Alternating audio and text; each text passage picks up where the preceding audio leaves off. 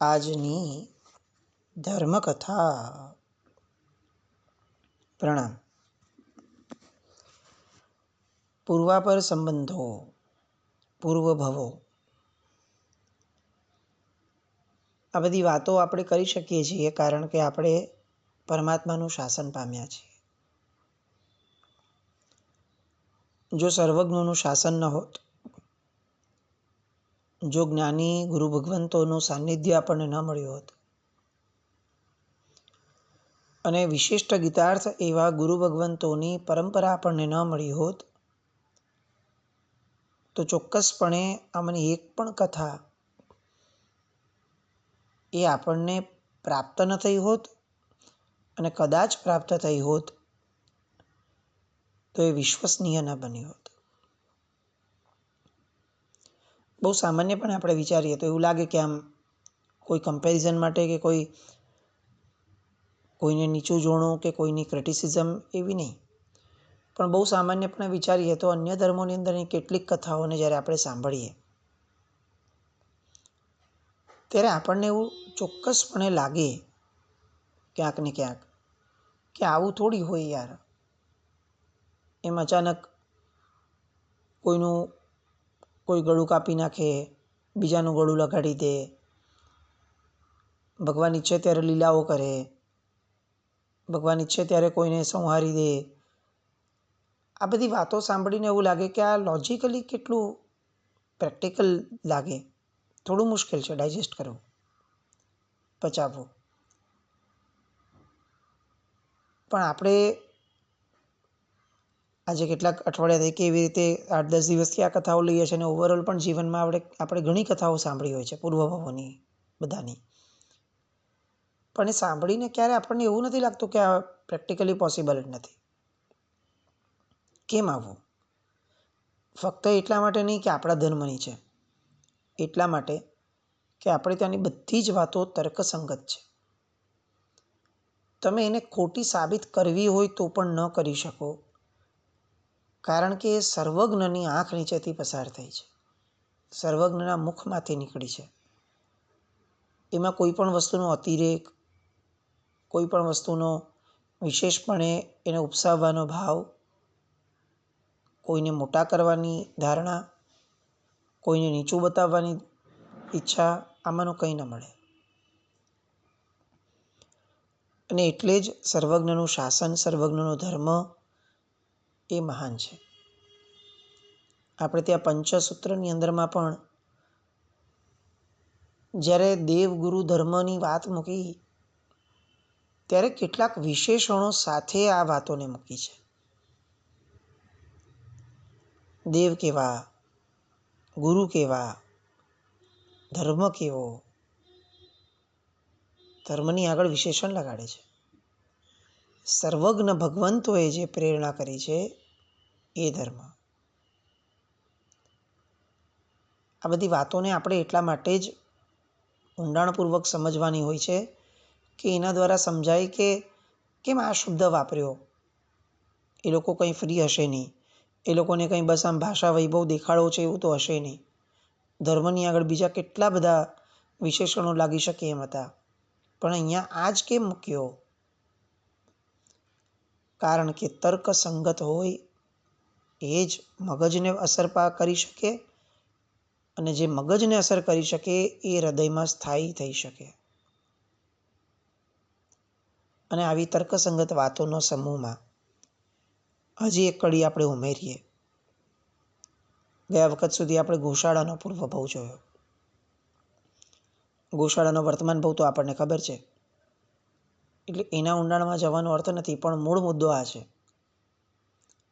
કે આ દૃષ્ટાંત પરથી આપણે એક વસ્તુ સમજી શકીએ છીએ કે આપણે ગમે તેટલા ઉત્તમ વ્યક્તિના સાનિધ્યમાં રહીએ, એમની ઉર્જામાં રહીએ, એમના પ્રભાવ હેઠળ રહીએ, એમને ગુરુ માની લઈએ, તેમ છતાં પણ જો આપણે પોતે આપણી મતિને વ્યવસ્થિત નથી રાખી શકતા, પ્રામાણિક નથી રાખી શકતા, તો એ ઉત્તમ તત્વ હોવા છતાં પણ આપણે તરી શકતા નથી. આ દ્રઢ સિદ્ધાંત છે. ભગવાનનું શાસન વ્યક્તિવાદમાં કેમ નથી માનતું એનું આ દૃષ્ટાંત છે, એનું ઉદાહરણ છે. એ પૂર્વભાવમાં ગોશાળાના જીવને ગણધર ભગવંતનું સાનિધ્ય મળ્યું. ગણધર ભગવંતના હાથેથી દીક્ષા લીધી છે. અને તેમ છતાં ફક્ત એક નાનકડી વાતની અંદરમાં પૃથ્વીકાયમાં જીવ છે એ વાતના સ્વીકારની અંદરમાં એને જો ભેદ પડ્યો તો ગણધર ભગવંતની ઉત્તમતા પણ એને બચાવી શકી નહીં. અલબત્ત આમાં ઉત્તમ વ્યક્તિની અશક્તિ નથી. આમાં એ જે વ્યક્તિ છે, જીવ છે, એની પોતાની અયોગ્યતા, અપાત્રતા એ મુખ્ય કારણ બને છે. એટલે આ વ્યક્તિવાદ વિનાનું પરમાત્માના શાસનનું તંત્ર એને બહુ સમજણપૂર્વક આપણે મનમાં ધારી લેવું જોઈએ. એવી વાત નથી કે એમના સાનિધ્યની કોઈ અસર નથી. આપણે ત્યાં દરેકે દરેક ધર્મગુરુ નિશ્ચય જ કીધો છે. પણ તરવા માટે જીવે પોતે પુરુષાર્થ જે કરવો પડે એ વાતને જરાય ગૌણ નથી કરાતી. એટલે આ મોરલ, આ સમરી, આ સાર એ વિશેષપણે આપણે ગોશાળામાંથી લઈએ કે અંતે જો તરવાનું આવશે ત્યારે આપણે જ તરવું પડશે. તરવાના અનેક ભાવોમાંનો એક ભાવ એ હવે જેમની કથામાંથી આપણને પ્રાપ્ત થાય છે એવા વ્યક્તિની પૂર્વભાવની કથા તરફ આપણે આગળ વધવાનું છે. આ વ્યક્તિની કથા પણ આપણને પર્યુષણાના પ્રવચનમાં સાંભળવા મળી જાય છે. આપણે બધાએ નામ સાંભળ્યું હશે. આ કથા લેવાનું આજે પણ એક વિશેષ કારણ છે, એ પણ આપણે આગળ જોઈશું. નામ છે આર્દ્રકુમાર. લગભગ આપણે સાંભળેલું નામ. જેવું નામ સાંભળીએ એટલે આપણને તરત ખ્યાલ આવે કે હા બરાબર છે, અનાર્ય દેશમાં જન્મેલા. એમાંથી એમને અભયકુમારે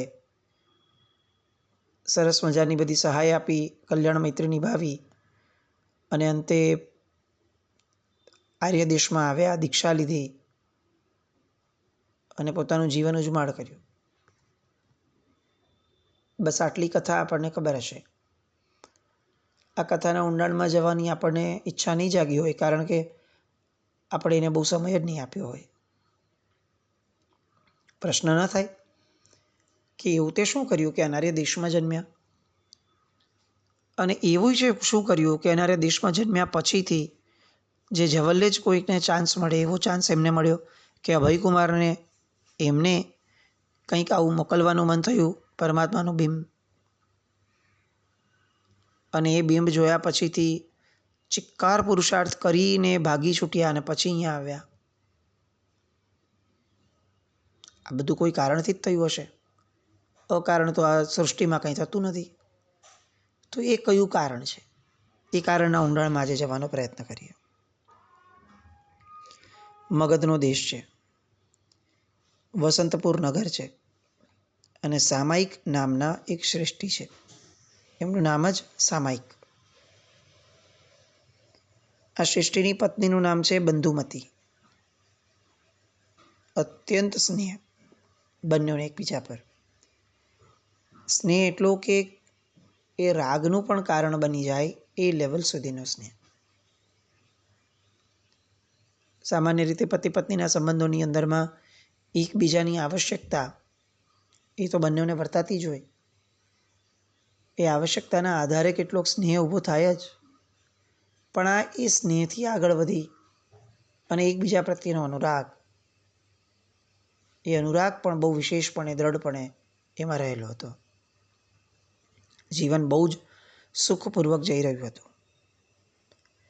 એવામાં આચાર્ય સુસ્થિત સુરીશ્વરજી મહારાજા એ વસંતપુર નગરમાં પધાર્યા. બધા જઈ રહ્યા હતા એટલે આ લોકો પણ બંને જીન ભક્તિના ભાવે, ગુરુ ભક્તિના ભાવે ધર્મ દેશના સાંભળવા માટે ગયા. બંને જણાએ દેશના સાંભળી. પેલી જ દેશના સાંભળી હજી તો સાહેબની. અને શેઠનો આત્મા ખળભળી ઉઠ્યો. વિષય સુખો પ્રત્યે વૈરાગ્ય જાગ્યો. પ્રવચનના એક એક પદાર્થો અંશો સાંભળતા સાંભળતા એમને એવું લાગવા લાગ્યું કે સંસારવાસ ધુમાડા કરતાં પણ વધારે તુચ્છ છે. પોતે ભોગવેલા સુખો, પોતે માનેલા સુખો, એ બધા બહુ ક્ષણિક સુખને આપી અને બહુ મોટા સમય માટેના, દીર્ઘ સમય માટેના દુઃખોને આપનારા છે. ઘરે ગયા પણ ઘરની અંદરમાં હજી મન ચોંટતું નથી. વાત કરી બંધુમતીને, પોતાની પત્નીને, કે આજના પ્રવચનની અંદરમાં સાહેબે જે રીતે બધું લીધું એ સાંભળીને તો ખરેખર એવું લાગ્યું કે આ સંસાર કેટલો ભયાનક છે. કેવા પારાવાર દુઃખો અનંત કાળ સુધી સહન કરવાના જીવે આવે છે. બંધુમતીને આશ્ચર્ય થયું, પણ બહુ વિશેષ ન થયું, કારણ કે પોતાને પણ એટલો જ અને એવો જ વૈરાગ્ય જાગ્યો હતો. આમાં સરસ સમજવાની વાત આ છે, જે માણસ સૌથી વધારે ભોગમાં આસક્ત હોય એ માણસમાં આ ભોગથી ઉપર ઉઠી અને એક્સ્ટ્રીમલી એટલે અતિશય વિપરીત દિશામાં જવાની શક્યતાઓ વધુ હોય છે. આપણે ત્યાં કહેવત છે, કમ્મેશુરા તે ધમ્મેશુરા. અને આવા કેટલા બધા દ્રષ્ટાંતો આપણને ખબર પણ છે કે સાવ આમ એક કાચી સેકન્ડમાં, કાચી ક્ષણની અંદરમાં સંસારને લાત મારીને વહી જનારા આત્માઓના જીવન જોયા હોય તો આપણને એમ લાગે કે આમનાથી છૂટવું કેવી રીતે હશે. શાલિભદ્રજીનો જીવ, ધન્નાજીનો જીવ, આ બધા વ્યક્તિઓને સાંભળીએ તો એવું લાગે કે ઓહો, આપણને મળેલા સાવ ચીંડી કહી શકાય, સાવ તુચ્છ કહી શકાય એવા સુખોમાં પણ આપણું મન કેટલું આસક્ત રહે છે. અને આ બધા લોકો આ જગતના અત્યારના શ્રેષ્ઠતમ સુખોને પણ સાવ તુચ્છ ગણાવે એવા સુખોને પામનારા હતા. અને છતાંય કાચી ક્ષણની અંદરમાં છોડીને નીકળી ગયા, સાવ મામૂલી નિમિત્તમાં. એ દેખાડે છે કે જે કમ્મેશુરા હતા એ ધમ્મેશુરા થઈ શક્યા. અહીંયા સામાયિક શેઠ માટે પણ એમની પત્નીને એવું લાગ્યું કે વિષય સુખની અંદરમાં, આસક્તિમાં અતિશય ગાઢપણે ડૂબેલા હતા. અને એટલે ઝટકો બહુ ફાસ્ટ લાગ્યો, બહુ જલ્દી ઝડપથી લાગ્યો. આપણા બધાની સ્થિતિ છે ને થોડી મીડવાળી છે, મધ્યમવાળી છે. આપણને સુખોમાંય થોડો ડર લાગે છે અને એના કારણે વૈરાગ્યમાં પણ ઉણપ કેટલી હોય જ છે, દ્રઢતા નથી આવતી. અને એટલે જ આપણે ત્યાં ધર્મ એ સાત્વિક માણસોને આધીન હોય છે એવો શબ્દ ઘણીવાર વપરાયો છે. આપણી સાત્વિકતા એ બહુ મંદ હોય છે અને એ મંદ સાત્વિકતાને તેજ કરવા માટે જ પરમાત્માની દેશના ગુરુ ભગવંતોના પ્રવચનો, શ્રુતનું અવગાહન, ચિંતન મનન, ઉહાપો, આ બધું જરૂરી તત્વો છે. અહીંયા આ સામાયિક શેઠને વૈરાગ્ય થયો દ્રઢ. બંધુમતીએ એમને સમર્થન આપ્યું કે તમારી વાત સાચી છે, સંસાર ખરેખર ભયંકર છે. બંનેઓને વાત કરી, ગુરુ ભગવાનનું હજી કેટલુંક સાનિધ્ય મેળવ્યું, પોતાના વિચારોને દ્રઢ કરતા ગયા, ગુરુ ભગવાન પાસે વ્યક્ત કરતા ગયા. બંને જણની અંદરમાં પાત્રતા દેખાણી.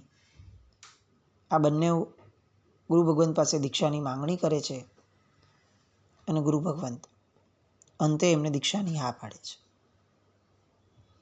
બંને જણા દીક્ષા લે છે. મહાભિનિષ્ક્રમણનો એ માર્ગ બંને જણા એ અત્યંત વૈરાગ્યપૂર્વક ગ્રહણ કરે છે. મહાવ્રતોનું દ્રઢ પાલન બંને જણા કરતા થયા. જ્ઞાનના અર્જનમાં લઈ લીન બનતા ગયા. અને એમાં પણ સામાયિક શેઠનો આત્મા જે છે એ તો ગુરુ ભગવંતની નિષ્ઠાની અંદરમાં, જ્ઞાનોપાર્જનની અંદરમાં એટલા બધા પ્રવૃત્ત બન્યા કે આગળ વધતા વધતા વધતા આચાર્ય બન્યા અને ગીતાર્થ પણ બન્યા. એ સામાયિક મુનિને પોતાનો બહુ મોટો મુનિ પરિવાર થયો.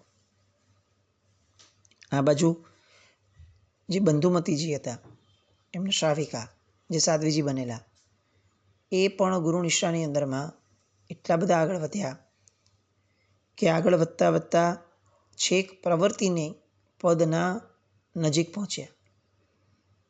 એમના ગુરુ જે છે ગુરુણી એ પ્રવૃત્તિની હતા અને ત્યારબાદ પોતે પ્રવૃત્તિની પદ પામે એ પાત્રતા તરફ પોતે આગળ વધ્યા. બંનેવે પોતાના વૈરાગ્યને ખૂબ દ્રઢ કર્યો. અને એના કારણે શું થયું તો કે બંનેઓની પાત્રતાનો અદ્ભુત વિકાસ થવા લાગ્યો. બંનેઓની પ્રભાવકતાનો પણ અદ્ભુત વિકાસ થવા લાગ્યો. હવે એકવાર સામાયિક મુનિ પોતે જે ગામમાંથી દીક્ષા લીધી હતી એ ગામમાં આવ્યા. આખો મુનિ પરિવાર એમનો પણ ભેગો આવ્યો. સાધ્વીજીનો સમુદાય હતો એ પણ અનાયાસે એ સમયે ત્યાં ભેગો થયો અને બધા એ ગામની અંદરમાં રોકાયા. સામાન્યથી ઘણા વખતે બંને એકબીજા સાધ્વીજી ભગત અને સાધુ ભગત મળ્યા હતા, એટલે કેટલીક વાર વંદન કરવા વગેરેનો વ્યવહાર થવા લાગ્યો. અને એવામાં એક નબળો દિવસ, એક નબળી ક્ષણ એવી આવી કે આ સામાયિક મુનિવરને પૂર્વના જે વિષયો સેવ્યા હતા એની આસક્તિનો આંશિક ઉદય શરૂ થયો. પોતે ગીતાર્થ છે, બધા જ ભાવોને સમજી શકે એમ છે. ખ્યાલ આવવા લાગ્યો કે આ નગરની એટલે કે સ્થળની અસર છે મારી ઉપર. આ જ નગરની અંદરમાં કેટલીય વાર કેટલીય જગ્યાઓએ ક્યાંક હું ફર્યો તો એનું સ્મરણ મને વારંવાર થાય છે. અને એ સમયે મારી પત્ની તરીકે બંધુમતી સાથે મેં કેવા રાગના આસક્તિના બંધનો બાંધ્યા હતા એનું પણ મને સ્મરણ થાય છે. ટેકનિકલી જોવા જઈએ તો ત્યાં એ પોતે ગીતાર્થ છે, એમણે વિચારોને અટકાવવા જોઈતા હતા, પણ આ ઉદયની હારે પોતાનો પ્રમાદનો ભાવ ફળ્યો અને પોતાના વિચારોની અંદરમાં થોડે અંશે, શરૂઆતમાં કોઈ પણ વિચાર બહુ ઓછા સમય માટે ન જોઈએ, થોડે અંશે એ વિચારમાં પ્રવૃત્ત બનતા ગયા. અને એવામાં સાધ્વીજી ભગવંત ના વૃંદ સાથે વંદન કરવા આવ્યા. એમને બધા વંદન કરી રહ્યા છે અને આમની નજર જે પોતાની પત્ની હતા એવા બંધુમતીજીના દેહ ઉપર ઠરી. વિચારો તો નબળા હતા જ, એમાં સામે નિમિત્ત પણ નબળું થયું. પેલા સાધ્વીજી ભગવંતને તો ખબર પણ નથી કોઈ પણ વસ્તુની,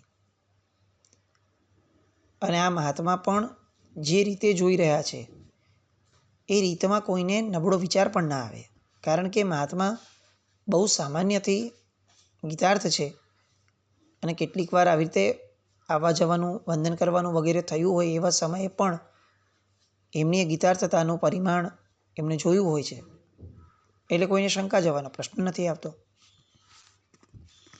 પેલા સાધ્વીજી ભગવંત તો વંદન કરીને નીકળી ગયા, પણ આ સામાયિક મુનિને એ સાધ્વીજી ભગવંતની સાથે પૂર્વમાં જે વિષય સુખ ભોગવ્યા હતા એ બધા યાદ આવવા લાગ્યા. તીવ્ર મોહનીય કર્મનું આક્રમણ થયું. પોતે લડી ન શક્યા. આટલું મોટું વિશાળ જ્ઞાન હતું, ગીતાર્થ હતા, પણ એ જ્ઞાન એમને બચાવી ન શક્યું. તેઓ મોહના હુમલાની સામે હણાઈ ગયા. આ બધી ક્રીડાઓનું સ્મરણ, વિષયોનું સ્મરણ એ હવે એમના મનને પૂર્ણપણે કબજો જમાવીને બેસ્યું હતું. આ વાતો કંઈ છુપાઈને તો રહી ન શકે. વાતો ધીરે ધીરે છતી થવા લાગી. પોતે પોતાની હારના મુનિ ભગવંતોને કહી દીધું કે મારે હવે બંધુમતી સાથે ફરીથી સંસાર માંડવો છે. બધાને આઘાત હતો, આશ્ચર્ય નહીં. કેટલા બધા એમના શિષ્યો આ વસ્તુ માટે એમને સમજાવે પણ છે એમની મર્યાદા અનુસાર.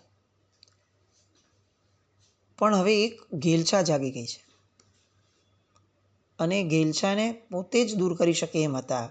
અને પોતાનો આત્મા તો ઊંઘમાં હતો, મોહની ઊંઘ છે, પ્રમાદ છે, એમાં હતો.